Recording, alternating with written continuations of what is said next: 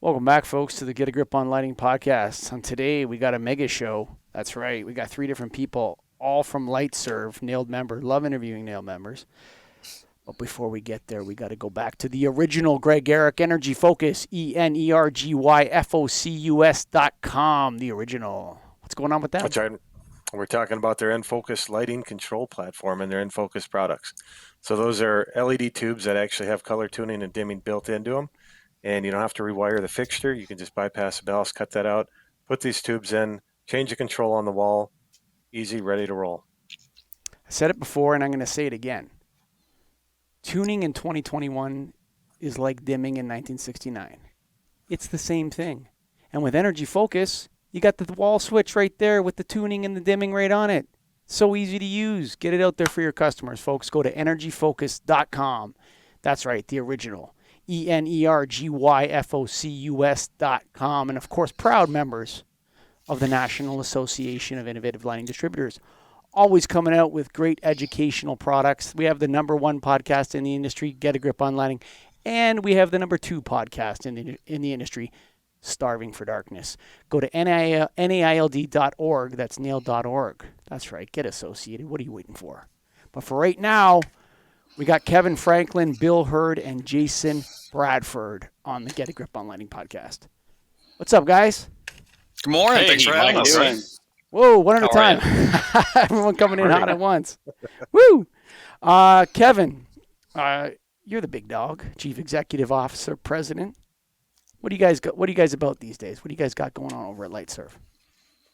You know, we continue to grow. We're focused on growth. We've kind of got a new focus from that standpoint on being the nation's #1 trusted business partner. And so we are getting our teams energized around that, focused around that, and we got our strategies aligned to that. So we're excited for the growth we've had and for the growth we have to come. You know, you're the first person I've ever seen that has come from the utility world into distribution. You worked at Duke Energy. I'm assuming that's an electrical utility?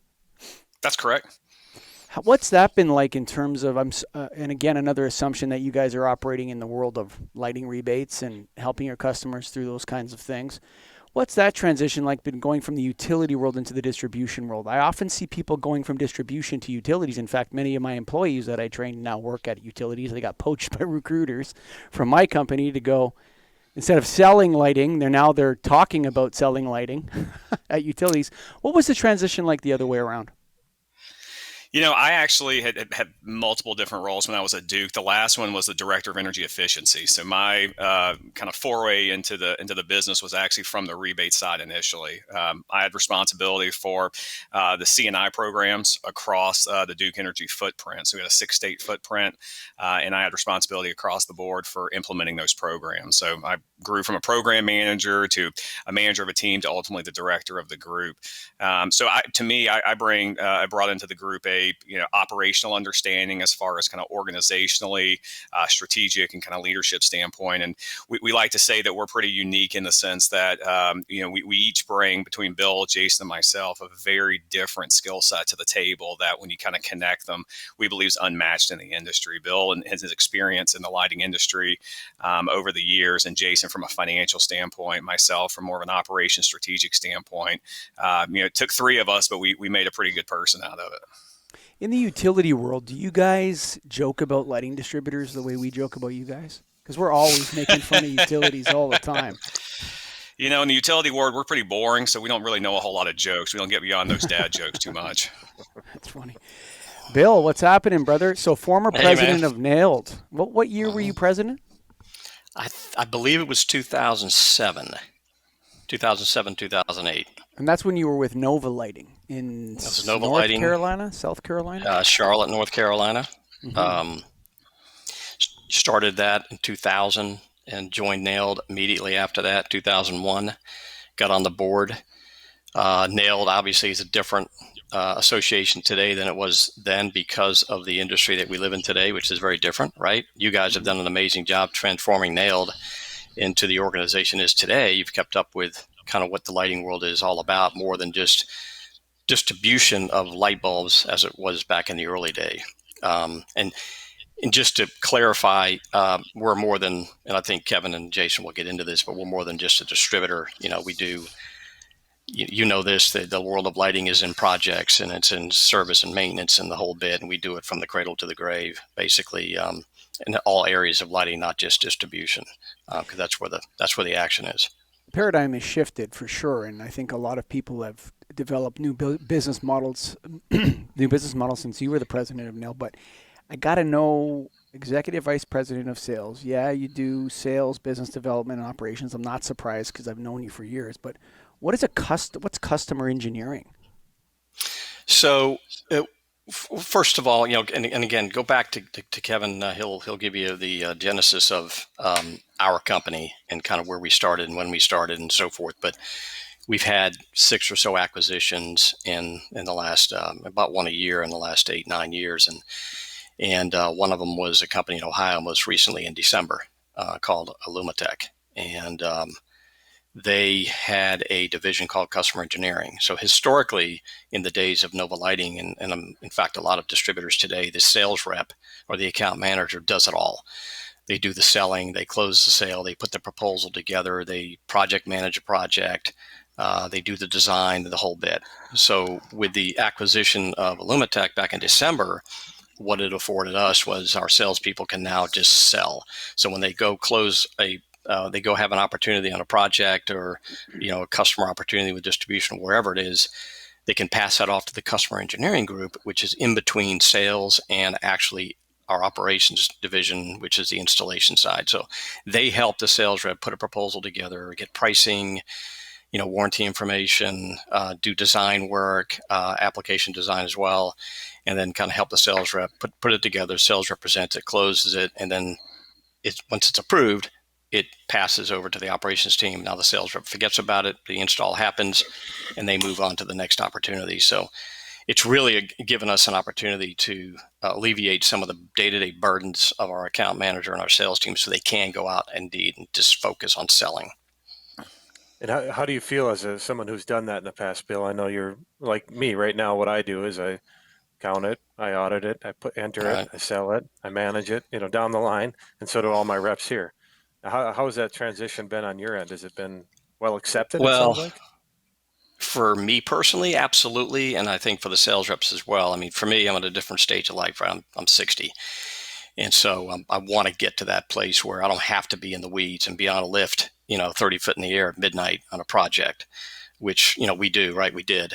I miss that. I still am engaged in the trenches. I think it's important that I don't forget what it's all about. So when I'm communicating or talking to a sales rep or coaching a sales rep, I kind of get a feel still. So I haven't removed myself completely, but it's nice to have the resources in our company that can help, some of the minutia of a project. So we don't have to do it all from the cradle to the grave. But I do think it's a great place to start for account manager or sales rep to do it all, just so they understand exactly what happens from start to finish. How do you manage communicating that? Because I think a lot of information can get lost in that transition. It feels like to me in that transition, because I remember a lot, I write it down, and then for me then to have to communicate it for someone to take over. Does information get lost? Issues with that? Issues with transferring a project from sales to customer engineering to operations, you're talking? Yes. Yeah. It probably does happen from time to time, but for us, we've got a, and again, Kevin and Jason will talk more about this. We got an amazing culture within the organization. We don't have silos. So even though we have a customer engineering division and a sales division and an operations division, we all work together as one. The synergies are great. So there's, we get multiple eyes on projects. So typically we don't see the issues of transferring of bad data. It typically is very consistent. We got documentation. We've got a software, home-based software program to project manage a project. So everything is in that where it's hard to make a mistake. We document from day one all the way through the install and keep that data for, forever. So we can go back and know exactly what we installed and how we installed it, who installed it, and price points and the whole bit. Before we go, I want to go back into this customer engineering in a second, but I want to introduce Jason Bradford to the listeners before we we go on too long. It's already 10 minutes into the show, and we haven't talked about money yet. So let's talk some money. How does it's not often that somebody brings on their CFO onto the Get a Grip on Lighting podcast. I know Greg and I, once we took over the management of Nailed, finances became very important to us because it's a not-for-profit, member-owned and funded organization, and so we needed a significantly higher level of financial, I don't know what the word, visibility than we would have needed in our own businesses. What are you bringing to the table here, Jason, that's unique to Lightserve? Yeah, I think Kevin touched on it earlier in that each one of us has our own unique experiences, and when you combine us all three together, it's a pretty cool group. And with my background in banking at Wells Fargo and Fifth Third, I think what I bring to the table is the ability to make transactions work. I mean, obviously, as Bill referenced, we've done 6 acquisitions since we bought the company in 2013. So to go from $1 million in sales in 2013 to a target of more than 100 million next year, obviously there's some financial impact there from a cash flow management perspective, from a financing acquisitions perspective. And, with my contacts and experience in the banking world, I think, in order to achieve those goals, that's something that we need to very much focus on. You guys added 10 million a year every year for 10 years in sales, like on average? That's right. That's ridiculous. Sorry. Over 50% revenue growth since 2013. Yeah. Year over year. There, my hat's off. I like the hat better, Michael. You don't like the shiny bald head, brother? Come on, man. Easy. That's personal for me too. That's ridiculous growth. So hats off to you guys. That's actually amazing. Kevin, back to this customer engineering, because I'm one where, I don't like baton passing. I eliminated the whole idea of a project manager, and I deleted the outside sales portion and hired an outside company to do lead generation and stuff like that, and then we take it from sales to project completion. How do you guys manage that engineering? Like, how do you look at it differently, and how do you avoid the baton drop? Yeah, it was new to us as well, to an extent. When we first purchased Illumitech, it was a process that they had set up. I think the one word that comes to mind for me and why it works is accountability. Each person in that group, each person in our project management group, our operations group, truly have accountability to the customer and to making sure that at the end of the day, we provide the best possible service we can. And when we do make mistakes, that we make them right. And so, the customer engineering and the sales team, from my view, that they really work lockstep together. In fact, it often gets to the point now where once the lead is generated, once that first project is sold, oftentimes when the customer is interested in the next project and the next rollout, the first phone call is actually not to the salesperson. The first phone call is to the operations team. The first phone call may be to the project manager. The first phone call could be to the customer engineering team, because there's an established relationship that's there, that they've been with them lockstep and carried them through this process. And there's a trust that's been created. And I think the accountability is a big piece of that. Our sales team is really focused. They're very equipped to go out and find new leads.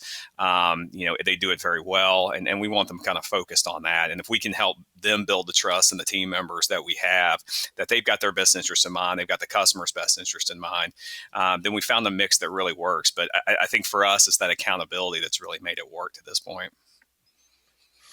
We're going to have more questions on the processes, but before I get into that, I'm just looking at your timeline you guys have on your website, saying when you purchase things and the companies and when you started. So Kevin and Jason, it both says you started in 2016, but somebody bought Lightserve in 2013. Who was that? You're looking at them. The three of us. Yeah. So the way this all started, Lightserve at the time was primarily a maintenance provider. They had one customer, one kind of large regional customer, and that's what they serviced. The opportunity came up for them to grow that business, but they didn't have and Jason hit on it, didn't have the cash flow, didn't have the credit to be able to take advantage of that. And the through connections in the industry, they approached Bill. Bill believed in it, but at the time, his partner did not. was not interested. Different stage of life. And Bill and I had gotten connected through Duke Energy, and he was one of our big users of the energy efficiency program. And he kind of reached out to me as personally and said, "You ever thought about owning a business?" And we decided to take advantage of it, provide the necessary capital, and we had our ups and downs along the way, but Jason and I kind of maintained our full-time positions at the companies we were at. Bill doing the same with Nova, and we really kind of managed it from the side. It was a group of 5 employees, and for us at that point, it was an investment. As we grew and we found opportunities from moving from maintenance to service, as customers asked us, "Hey, can you put in LEDs for us?" We're like, "Sure." And we kind of asked ourselves, why don't we do this for someone else? Why are we just doing it for these 2 customers? And we kind of acquired some books of business along the way. And then we started saying, why are we buying from distributors? We should just be a distributor. And that was much easier said than done. So we bought a distributor. We bought Elite Lighting. And when we bought Elite Lighting, it was very transformational.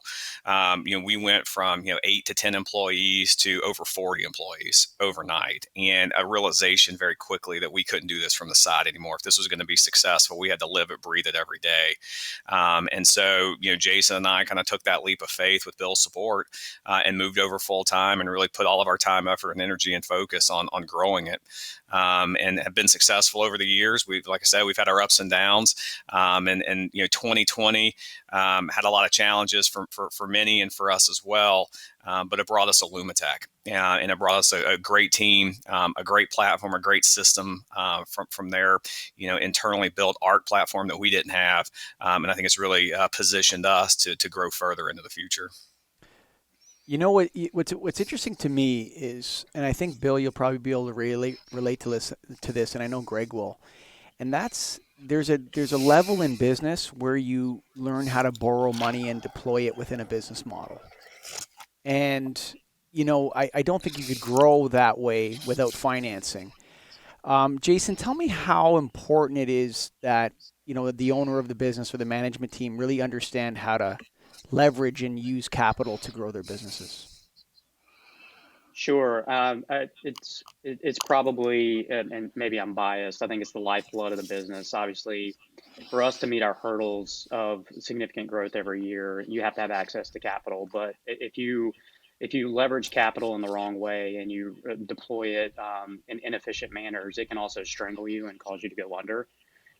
So we've put a prime focus in on keeping money in the business, right? As owners, we can easily take all the excess capital we generate every year out and fund our lifestyles, or we can continue to deploy it and grow for something larger, which I think we all collectively want to do. So making sure that we have great relationships with our bankers, the finance and accounting team, making sure that we're tight on collections and AR. It's really important to make sure that understand AR is not cash. You have to be prudent. You have to collect, and you have to redeploy in good investment opportunities. And that's where Bill comes in and generates all the sales that he does, and then Kevin, from a strategy operations standpoint, can help identify those strategic initiatives that we need to invest in. And it's my job to make sure that we have the capital to do that. And I told Bill and Kevin day one that if you come to me at some point in the future and want to invest in an opportunity, whether it's organic or strategic, and I can't fund it or I can't figure out a way to fund it, then I've failed you guys. And my promise to you is that if something is presented at some point in the future from a financial perspective, I will make it happen. And I take that every day with me, and developing and furthering conversations with my banking contacts to make sure if another acquisition comes down the pike next year, 2 years, 3 years down the road, what have you, that we are able to make that happen. And I see from again, pulling from your website, your timeline has purchase of Illumitech in December, but then you have an announcement as of 5 days ago? You guys bought another one? Is that right? We did. We did. Tell us about that. Yeah. So we had an opportunity. We got connected with an individual here in Charlotte a couple of years ago who decided to kind of make a foray into the lighting world. Stayed connected with him, kind of helped advise him strategically along the way. Started more as a manufacturer, and really kind of started to evolve based on the context that he had and his focus. Recently, he got to the point, had a team of about 12 that were kind of really full-time engaged with the company, and got to the point where he was ready to move on to something else, and we had been close enough to him that we had helped place some employees there. And we approached him, understanding that he was ready to kind of take a back seat, and we felt strongly that we were the best fit for him and the best fit for his employees, and he agreed, and the transaction came together pretty quickly. So it was a very limited risk to us, lots of upside on our end, and we were able to bring in 4 just absolutely incredible people into the organization to fill some gaps and holes that we had, and retain the owner and the past president's involvement in the company as well through a unique relationship and arrangement with them. So for us, it was a win-win. I think for the employees, it's been a win-win, and I think over time for the past ownership, it'll be a win-win. Now, I haven't been involved in a lot of acquisitions. Bill, you have a number of different companies. How difficult is it taking the culture and I don't know who wants to answer this, but meshing it together from the accounting software, from the auditing software, everything that you do as a business? How do you get that put together and packaged up? So I'll just, from experience in 30 years plus, whatever, 35 in the industry, I've seen a lot of mergers. I've seen a lot of acquisitions, and a good bit of them, 50% or more, have failed. And I think primarily because of culture. And I think in speed of transition, they've tried to speed up integrating, the buyer's systems into the seller's systems too quickly. Culture wasn't a good match. And for us, and Kevin mentioned it earlier, our vision statement basically, but we are all about culture. And so if we see an acquisition that's an opportunity for us, culture is number one. If the culture is not going to fit, I don't care how big they are, if the opportunity is huge, if it's too good to be true, we're going to walk away from it. And so from that, if you do that, and that's the genesis of your acquisition, then if that's the core, then 90% opportunity is going to succeed. And then you've got the nitty gritty day to day where you're integrating systems, and we're finding that now with Illumotech because they're a substantially sized company. From material, we have different systems, but we're doing it methodically. We're taking our time. We got a year basically in place to transition one piece for the other, not trying to do it all at once. And so if you combine those two, strategic transitional items, integration combined with the right culture, you got the right players, it'll work. I think that it's interesting because in observing you guys and doing these podcasts and talking to people about the growth of their business and these types of things, I find the 2 things that are the most difficult for an entrepreneur or a business owner to tackle would be the finances, which we just talked about with Jason, understanding those relationships with banks, what interest rates are appropriate based on risk, whether you can cover those costs and so on and so forth, and not get buried, not to take too much capital out of the business, as you were saying. But also the human resources is a real tough nut, man, to especially when if you're a fish eating whale, like you're the smaller company taking on a bigger company, that can be really dicey. Who's in charge of that amongst you 3? That would be me. So it's me indirectly. We have a team that we've put together. One of the things, and you mentioned it, as a business that's growing, where do you place your investments? The capital that you have oftentimes is limited. And so not walking into a Duke Energy that's got a 1,000 person HR and training group and so on and so forth. And that's a challenge and a struggle, as you bring people on that, they have computers, they feel welcome. We've trained them, we're bringing them through. I mean, it's a challenge. And we were fortunate enough, and we made an investment actually in December of last year prior to Illumotech, that we met an individual, and he was talking to us about a project management, possibly sales role. And I think we collectively looked at each other and said, we see something different in him. We see something more.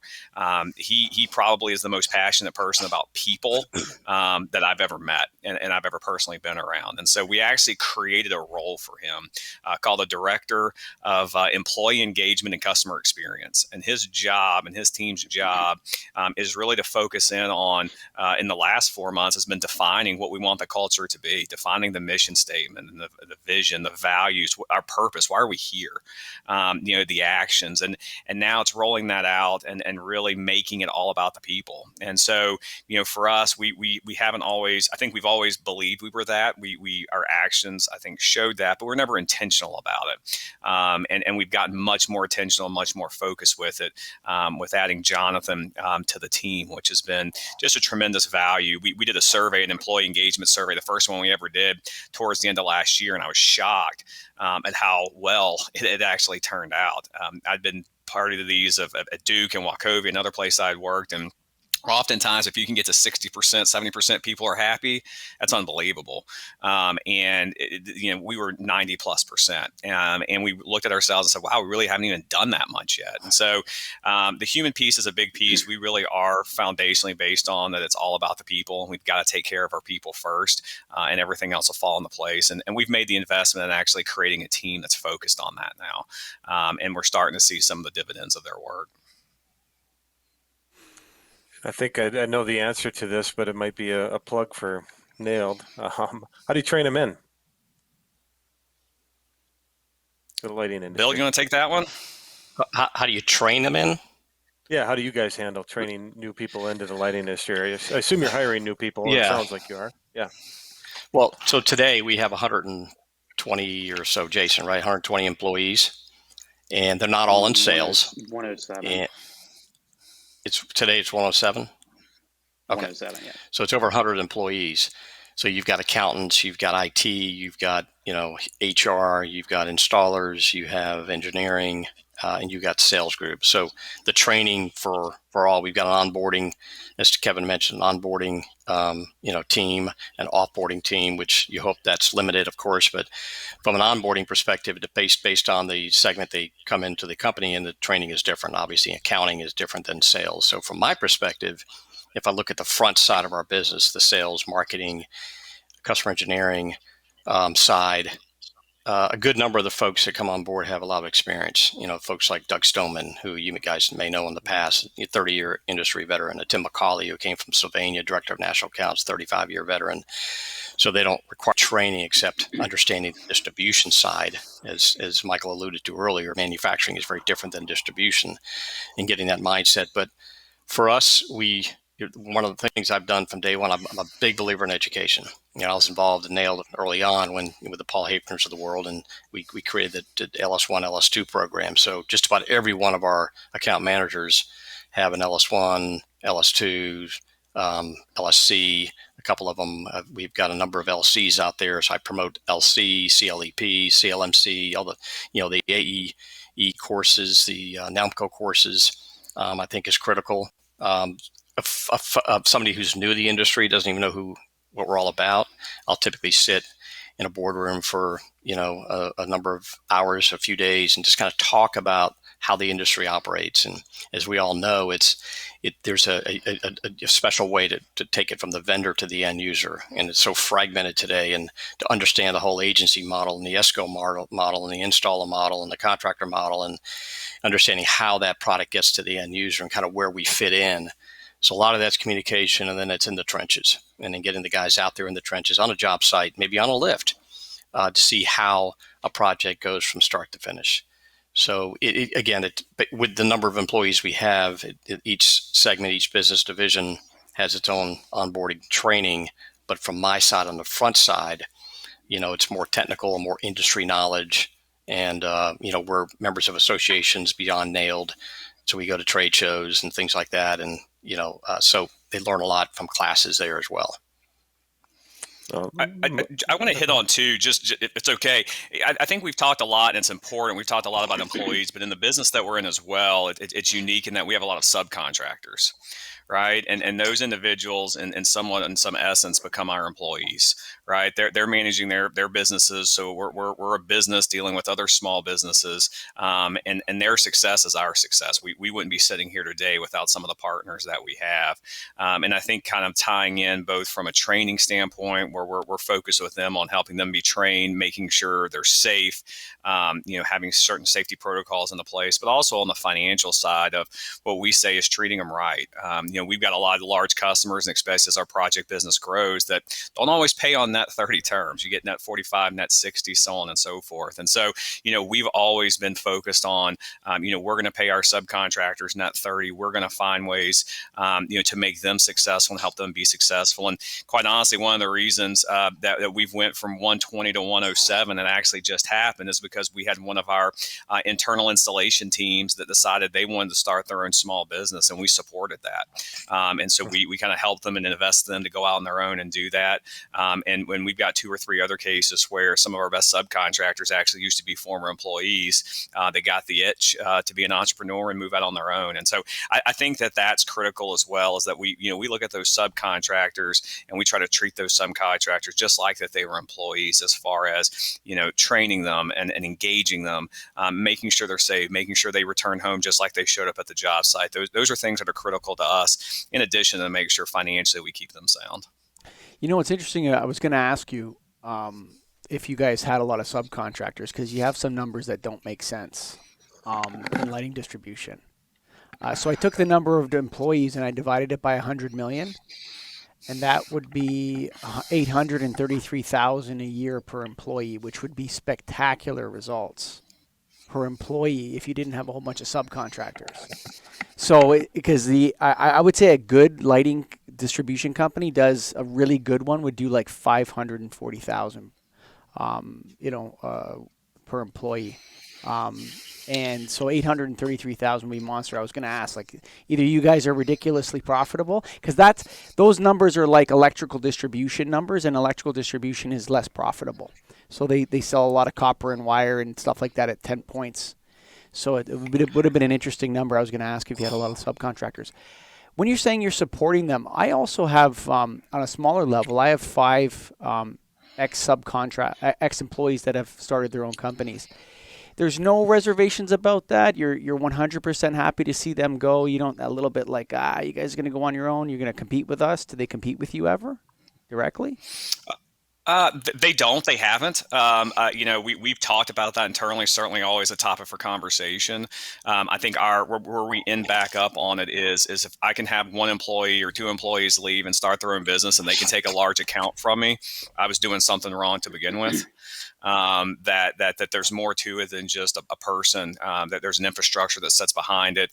I mentioned before, we've got relationships from sales to customer engineering to operations with these customers. So we try to make sure that those relationships run deep as well. So is there the chance? Sure. But ours have become the best, and predominantly 95% of the work they do is through us. And so it still looks like they look and feel like us. They've just kind of went out on their own. So it is a risk that's certainly out there, but I think it's a risk we're willing to take to help them be successful. There's, Michael, to add to that, there's enough competition out there for us to worry about an employee trying to start up a 12-man operation. It's just not something that we spend too much time on. We're strategic when we, have a departure. We have a relationship. The people we bring on board are pretty good, solid, valued people. So when they go out looking to do something on their own, it's for them. And we don't want to stand in the way from any of our employees if they have an opportunity out there to do something different. And we have found, we've been fortunate enough that most of these folks are looking after us on the outside, looking in, because they know where they're, kind of we've created in-house. So I think they've carried that outside. And as Kevin mentioned, most of the work they do is through us, but they're benefiting being an entrepreneur. And we encourage that, and we're fine with that. We're not intimidated or feel vulnerable. I mean, we're 107 employees and X millions of dollars worth of business. And to worry about a guy going out being a labor partner, it's just not something we're all about. Now, you guys have locations in the Carolinas and Ohio. Do you have any other locations? Is that where they're at right now? We do not. Nope, that's it. So we have 2 in Charlotte, 1 in South Carolina, 1 in Raleigh, and then the one in Ohio. Yeah, from a brick and mortar perspective, but yeah, that's our locations for a brick and mortar. We got people, living Alabama, Tennessee, out west, and in many other places that represent the company. Who's your primary customer? Do you have a primary customer or industry segment that you work with, or are you guys all across the board? that's one of the good things about where we are today is diversification of our services and offerings, product and services. We really are not heavily weighted in one segment. We do, with the acquisition of Lumitech, we do a lot of retail national account, a lot of national account rollouts, and all the way down to a church renovation and a sanctuary, which is challenging, to hospitals, to manufacturing, distribution, commercial property type customers, to NFL stadiums. So we really are across the board well diversified, not only from a product offering and a service offering. We do maintenance, we do service, both in electrical and lighting. We do distributions, we buy direct from vendors, which is critical, where we can control pricing, we can control defectives and warranties after the fact. We don't have to count on somebody in the middle, right? Which makes it difficult and challenging. And then we can, do the project side. So really, if we garner customers' faith and trust from a distribution side and or a maintenance or service side, then we have the firsthand look at maybe a project. And so it kind of goes back to the question that Michael asked earlier about $800 and something thousand per employee. If you look at a traditional distributor, 500, 400 number may work. But when you're looking at adding projects and service and maintenance, which is a larger order size and perhaps more margins, because there is more risks, right? When you're doing installations and service and maintenance, that's probably where our number is a little higher.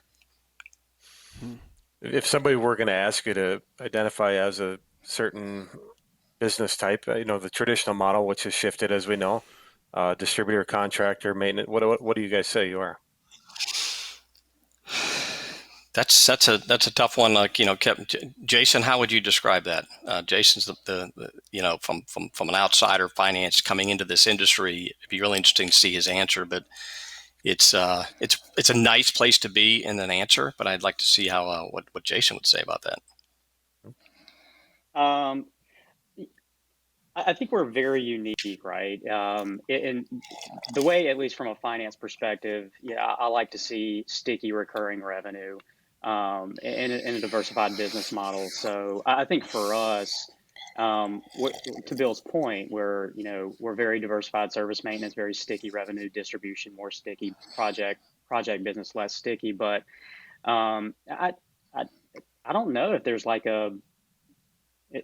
if I describe us in any one of those three silos. We're just kind of a unique animal, in that we service all three different lines of business. And to that point, we're always looking at other diversified line of business opportunities.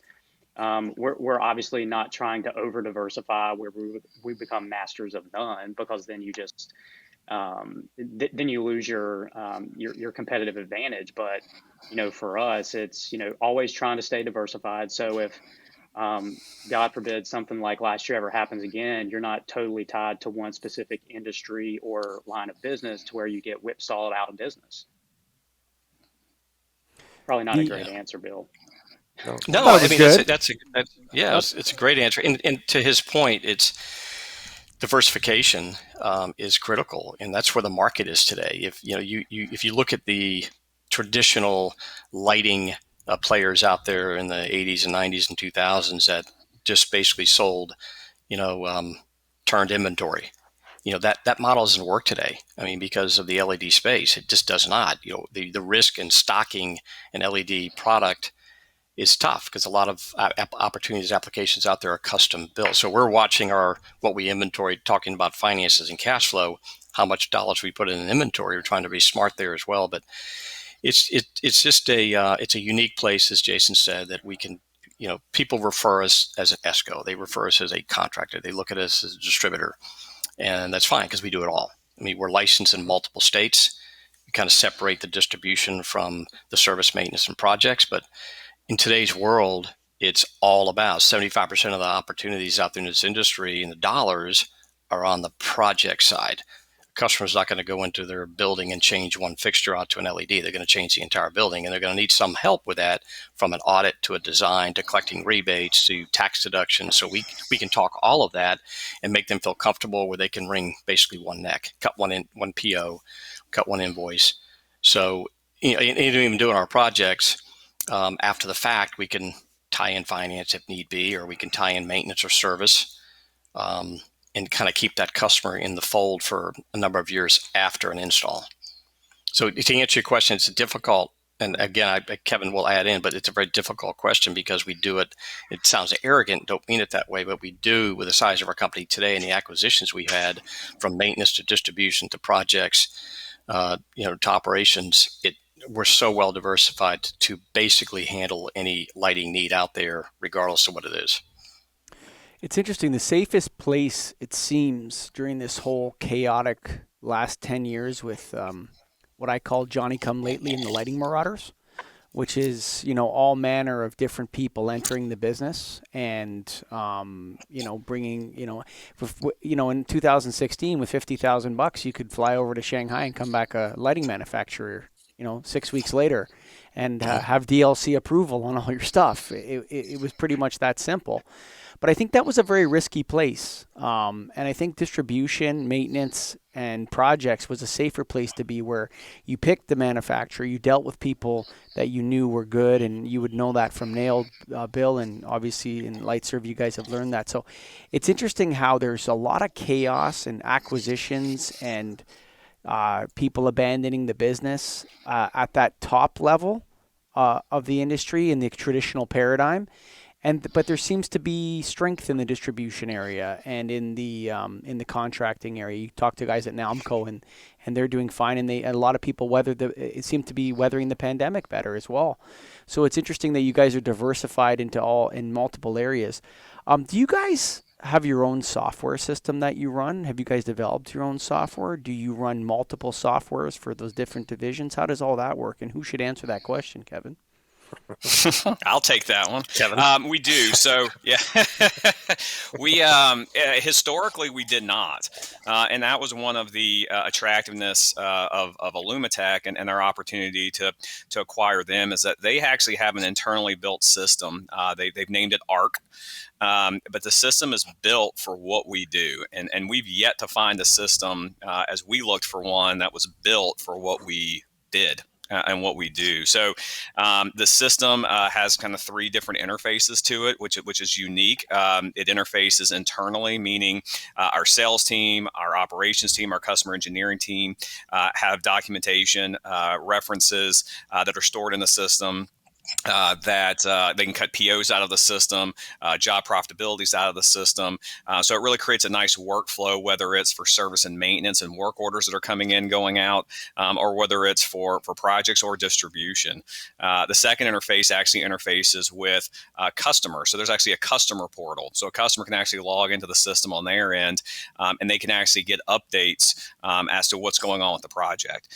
So historically on our projects, we'll send a customer an update, every night, every week, whatever that timeline needs to be. But this lets them self-fulfill that, which is a really cool and unique aspect to it. And then the third one actually is with our subcontractors. So our subcontractors actually have a mobile app. So instead of just having to mail in pictures of things being done and mail in work orders, they actually can take pictures while they're there, and they actually upload into the system. And our teams on the back end are getting them real time. So it's a unique system. It's something we're excited about. We actually have our own development team that works on it and is continuing to enhance it. And so it's something that I think has helped make Illumitech more efficient and successful, and something that we're really excited about to leverage on the Lightserve side and in a broader array. So you guys are obviously excited about the future of lighting. You're buying companies. Why the excitement? What do you see? $600 billion space. It kind of goes back to what Michael said a few years back. Every Tom, Dick, and Harry is trying to get into this business. It's a low-hanging fruit. And we're seeing today, COVID, I look at COVID, the year of 2020, as a correction year. It eliminated a number of folks who just couldn't sustain to stay in the business. They don't have the money for R&D, defectives.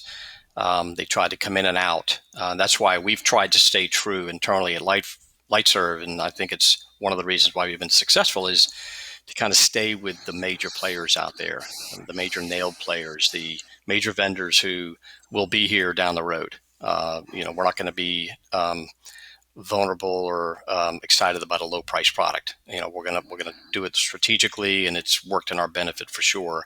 Because I know a lot of players are going to be weeded out.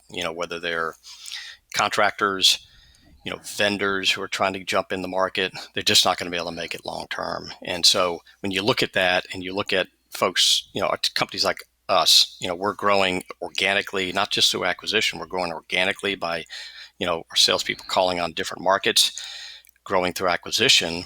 And it's going to continue because, again, you're looking at, I mentioned earlier, this enormous lighting space we live in. And based on the industry segment, 12 to 15% of the sockets have been converted.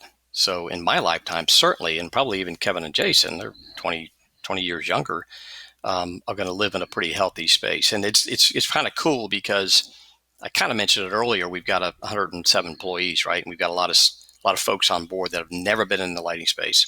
And we know it, who've been in the space for a long time. Once you get in this industry, you don't leave. None of us went to college thinking I want to sell a light bulb for a living. Isn't that the truth? But we got in it. Yeah, we got in it for an odd reason, but we all love it. It's just an amazing industry. It's exciting. It's ever changing. And there's a lot of opportunities out there to grow. And if you have, and I do, partners like Kevin and Jason, the commitment is there to take advantage of those opportunities to grow and to take care of our employees, which is first and foremost. You got to watch out for Johnny Come Lately and the lighting marauders, Bill. They're out there, Yep. continually coming in. They're in, they're out. They love the 10-year warranty. They, this kind of stuff. And they're out there. They're all over Toronto, anyway, where I am. There's just, I think I took Greg for a drive. There's 32 LED lighting stores within walking distance of my office that have come up in the last 7 years, and LED only. Johnny Come Lately and the Lighting Marauders. Yep. He's hot. But Greg, we want to thank Kevin, Bill, and Jason for coming on the Get a Grip on Lighting podcast and sharing all this wonderful information about Lightserve and your growth and spectacular hats off growth to you guys. Any final thoughts, Kevin? I'll let the CEO finish it up here. Any final thoughts here for the listeners? Yeah, first and foremost, we appreciate you having us. We appreciate the opportunity to tell the Lightserve story. We often said that we thought we were the best unknown company around, and we had a commitment to change that. And we believe we're changing that the right way, and we're going about it the right way. So we appreciate it. We give the credit, quite honestly, is not the 3 people that you're talking to, but it's the 107 that work for us and that have been with us, and the subcontractors that support us and our customers that have support us along the way. So, the credit is really all due to them, and the success is due to them. And that's something that doesn't go unnoticed by us. So we're mere representatives of them in this, and we just hope to kind of represent them, and do them justice and help them be successful. So our hats off are to them, and we look forward to kind of continuing to work with them and continuing to grow collectively. And I'm saying right now, I hope all 107 of them are enrolled in LS Evolve, which is an amazing extension on LS1. And it's created by experts. It's 5-minute hot blasts, as Greg and I call them, on a specific technology, on a specific application. Dr. Mark Ray's in there. We got John Davenport. We got Fred Van Leerop, if you want to know anything about UVC, and tons of different stuff in there. So check out LS Evolve, folks. But before we go, we got to talk about the original Greg. EnergyFocus.com. That's EnergyFocus.com. The original. You heard it from Bill here. There's a lot of sockets left to retrofit. And N-Focus is a nice, easy play that you can just take out the fluorescent tube, put a new LED tube in that's color tuning and dimmable with a wall control. No rewiring needed. Easy to go. And folks, forget about the circadian HCL. That's a whole different play. Tuning and human-centric lighting are 2 different things. Tuning is about choice. Human-centric lighting is about prescription. You don't get to choose human-centric lighting. You're told what to get, okay? But tuning is about choice, just like dimming is about choice. And tuning is to 2021 what dimming was to 1969. That's right. Go EnergyFocus.com. They got the wall, tuner, and dimmer all in one for you folks. EnergyFocus.com.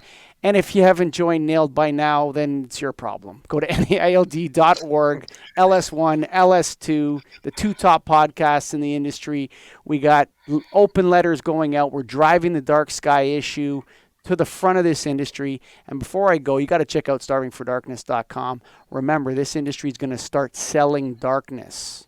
Just like you sold light, we're going to start selling darkness. Darkness is going to be a commodity that the industry provides to people. And if you're thinking about human-centric lighting and you're not including natural darkness, you don't know anything about human-centric lighting, because it's all a waste if you don't restore natural darkness at the end of the day. Folks, I know I'm speaking on behalf of everyone here.